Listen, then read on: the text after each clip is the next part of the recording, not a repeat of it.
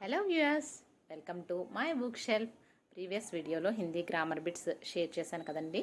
Next ఇప్పుడు వచ్చేసి భాషా శిక్షణ సెలెక్ట్ చేసుకున్నాను. ఇందులో మెయిన్ ఇంపార్టెంట్ బిట్స్ అన్నవి నేను సెలెక్ట్ చేసి షేర్ చేస్తాను. Let's get in to the video. ప్రశ్న ఫస్ట్ వన్, భాషాకో క్యా కహా గయా హై? భాష అంటే ఏమని చెప్పబడింది? సాంకేతిక్ సాధన్. సాంకేతిక్ అంటే ఇక టెక్నికల్ కాదండి, మనం సిగ్నల్స్ ఇస్తాం కదా, మనకి ఇది కావాలా ఆ టైప్ ఆఫ్ సిగ్నల్గా కోడ్ లాగా భాషను పేర్కొన్నారు. క్యా భాష కేవల్ కాన్ కా విషయ హై? ఓన్లీ భాష అంటే కేవలం చెవులకు మాత్రమే సంబంధించిన విషయమా? నహి, కానోంకే సాత్ సాత్ ఆంకోం కా భీ విషయ హై. ఓన్లీ చెవులకే కాదండి, భాష అనేది కంటికి కూడా సంబంధించిన విషయం. ఎందుకంటే మనం బుక్స్ చూస్తాం, ఎదురుకుండా ఏమైనా బోర్డ్స్ ఉంటే చదువుతాం అక్షరాలు. సో కంటికి కూడా సంబంధించింది అనమాట. వేదో మే భాషకు క్యా కహా గయా హై? వేదాల్లో భాషని ఎలా పేర్కొన్నారు? వాగ్, వాచ్, గిర్, ఈ మూడు పదాలని భాషగా పేర్కొన్నారన్నమాట వేదాల్లో. ఫోర్త్ క్వశ్చన్, నిర్దోష్ వాగ్ సే కళ్యాణ్ హోతా హై, యహ కిస్ కా మత్ హై?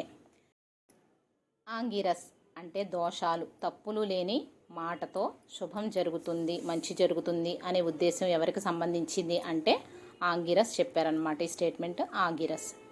फिफ्थ क्वेश्चन, देवों ने पशुओं, पक्षियों और मनुष्यों को भाषा प्रदान की, यह वाक्य किस वेद से लिया गया है? భగవంతుడు పశుపక్షులకి మనుషులకి భాషని ప్రసాదించాడు. ఈ వాక్యం ఏ వేదంలోంచి తీసుకున్నారు? అథర్వవేదండి భాష గురించి చెప్పింది. ఋగ్వేద్ మే భాషకి పరిభాష కిస్నే కియా? ఋగ్వేదంలో భాషకి ఒక డెఫినేషన్ ఇచ్చిన వాళ్ళు ఎవరు? కుత్స్.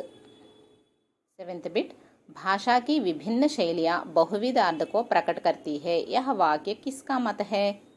భాషలో ఉన్న వివిధ రీతులు రకరకాలైన అర్థాలని ప్రకటిస్తూ ఉంటాయండి. ఒకే మీనింగ్ ఒకే వాక్యానికి రాదు, రకరకాల మీనింగ్స్ వస్తూ ఉంటాయి శైలుల్ని బట్టి. ఇది ఎవరి ఒపీనియన్? ఇలా చెప్పిన వాళ్ళు ఎవరు అంటే వామదేవ్ గౌతమ్. నెక్స్ట్ బిట్, कुत्स के अनुसार इंद्र ने मनुष्य को भाषा क्यों प्रदान किया? కుత్స్ చెప్పారు ఏమనంటే ఇంద్రుడు మనుషులకి భాషని ప్రసాదించాడు. బట్ అది ఎందుకు? ఈశ్వర స్తుతికి లియే, భగవంతుడిని ప్రార్థించడానికి మనకి భాషని ప్రదానం చేశారటండి, ప్రసాదించాడు భగవంతుడు. కానీ మనం ఏం చేస్తున్నాం? ఈశ్వర స్తుతి కంటే ముందు మనుషుల కోసం రాంగ్గా మాట్లాడుకుంటున్నాం. It's okay. నెక్స్ట్ బిట్, వాచ్ సే దివ్యత, సుమతి ఔర్ శ్రేయ్ కి ప్రాప్తి హోతీ హై, కిస్కా కథన్ హై? అంటే మాటతో, మంచి మాటతో దివ్యత్వము, మంచి బుద్ధి, కీర్తి ఇవన్నీ కూడా లభిస్తాయండి. ఇది ఎవరి ఒపీనియన్ అంటే ఇలా చెప్పిన వాళ్ళు శశికర్ణ కాన్వ్. 10th బిట్, సాహిత్య కో డాష్ కా దర్పణ్ కహా గయా హై? సాహిత్యం దేనికి అద్దం పడుతుందండి? సమాజ్. ఫర్ ఎగ్జాంపుల్ మనం ఏవైనా సాహిత్యం పూర్వకాలమైన చదివితే అప్పటి సామాజిక పరిస్థితులన్నీ అందులో కనబడుతూ ఉంటాయి కదా, కాబట్టి సాహిత్యం అనేది సమాజానికి ప్రతిబింబం అన్నమాట, అద్దం లాంటిది. భాషాకే కిత్నే రూప్ హోతే హై? దో, ఉచ్చరిత్ ఔర్ లిఖిత్. ఉచ్చరిత్ భాషకో క్యా కహతే హై? మనం మాట్లాడే భాషని ఏమంటామంటే మౌఖిక్ భాష, బోల్చాల్కి భాష. లిఖిత్ రూప్ మే భాష సదా కిస్ రూప్ మే రహతీ హై? మనం రిటర్న్గా రాసింది, రాతపూర్వకంగా రాసిన భాష ఎలా ఉంటుందంటే స్థాయి రూప్ మే, అంటే ఫిక్స్డ్, పర్మనెంట్గా ఉంటుందండి. నెక్స్ట్, ఉచ్చరిత్ భాష కైసీ హోతీ హై? మనం మాట్లాడిన భాష అయితే ఎలా ఉంటుంది? క్షణిక్ యా అస్థాయి, అంటే మనం ఇప్పుడు మాట్లాడింది మళ్ళీ చూద్దామంటే విందామంటే కనిపించదు కదా, అది అయిపోతుంది, మాట్లాడేసాం, అక్కడ ప్రూఫ్ ఏం లేదు.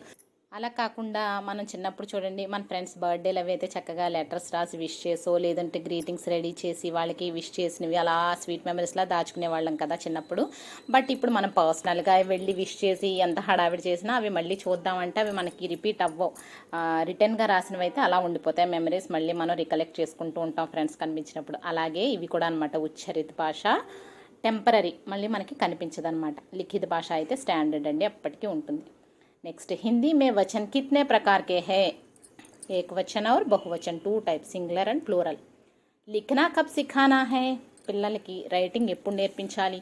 వాచన్ క్రియాకే వికాస్కే పశ్చాత్ హీ లిఖనా సీఖనా హే, అంటే ఫస్ట్ వాళ్ళకి మాటలు చెప్పడం, నోటితో చెప్పడం, పలకడం బాగా వచ్చిన తర్వాతే రైటింగ్ అనేది మనం ప్రాక్టీస్ చేయించాలండి, అలవాటు చేయాలి. బోల్ చాలక ఏక్ ఆవశ్యక గుణ్, మన మాట తీరు ఎలా ఉండాలి? భాషకి శుద్ధత, మిస్టేక్స్ లేకుండా, తప్పులు లేకుండా మాట్లాడగలగాలండి. భాషలో మిస్టేక్స్ లేకుండా మాట్లాడాలి. అది కరెక్ట్ అయిన బోల్చాల్. 18th question, హమారీ బోల్చాల్ కైసీ honey చాహియే? మన కన్వర్జేషన్ ఎలా ఉండాలి? హావ్ భావయుక్త్, ఏదో బ్లాంక్ ఫేస్తో మాట్లాడేయకుండా మనం దేని గురించి చెప్తున్నామో దాని తాలూకు ఎక్స్ప్రెషన్ మన ఫేస్లో కనిపిస్తూ ఉండాలి, మన బాడీ లాంగ్వేజ్లో. నెక్స్ట్ బిట్, బాలక్ కే అందర్ డాష్ కర్నేకి ప్రవృత్తి స్వాభావిక్ హే. పిల్లల్లో జనరల్గా ఇంటర్నల్గా ఏ క్వాలిటీ ఉంటుందండి? అనుకరణ్. ప్రతిదీ వాళ్ళు చూసి అబ్జర్వ్ చేసి ఇమిటేట్ చేస్తూ ఉంటారు. So imitation is the quality of children అనమాట. సో జాగ్రత్తగా ఉండాలండి పిల్లల దగ్గర. డాష్ శిక్షణకి ప్రథమ పాఠశాల హై. Undoubtedly Parivar, family. మంచి చెడు అన్నీ ఫస్ట్ ఇక్కడ చూసే వాళ్ళు బయటకు వెళ్తారు. So mother is the first teacher, family is the first school for kids అండి. సో కేర్ఫుల్గా పిల్లల్ని మనం డీల్ చేయాలి. వాళ్ళ ముందు మంచి విషయాలే మాట్లాడుకుందాం. నెక్స్ట్ ఇలాంటివి ఇంకా చాలా ఉన్నాయండి. కంటెంట్, గ్రామర్, కరెంట్ అఫైర్స్, ఇవన్నీ కూడా నేను వీడియోస్ షేర్ చేస్తానండి ఫర్దర్గా. సో మెయిన్గా ఎవరైతే ఇంట్లో ఉండి ఓన్ ప్రిపరేషన్ చేసుకుంటున్నారో అంటే నాలాగా వాళ్ళందరికీ కంపల్సరీ ఇవన్నీ యూజ్ అవుతాయండి. సో మీ ఫ్రెండ్స్లో అలాంటి వాళ్ళు ఎవరైనా ఉంటే టెట్ హిందీకి డిఎస్సి ఆస్పిరెంట్స్ డెఫినెట్గా వాళ్ళకి షేర్ చేయడం మాత్రం మర్చిపోద్దు. Thanks for watching.